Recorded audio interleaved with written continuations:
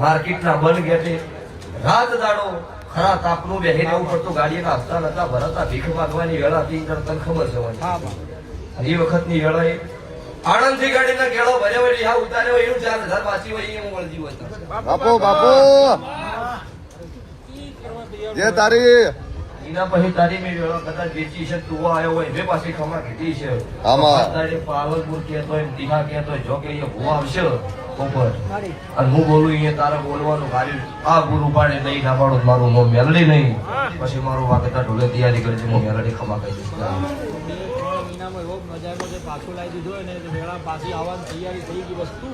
લ્યો તો વેળા તો મારી લાગી આવશે, જગત થી નહીં આવો. નાવમાં અને હું આવ્યો તારથી જ પાછી આવી, તારે મરી જવાનું તો પાક્કું હતું. 100% હે પણ વેળા લાવી એટલો હવે હજુ શરૂઆતથી કરું છે મારી હવે ખમા કીધી એવી તમને ખબર પડી.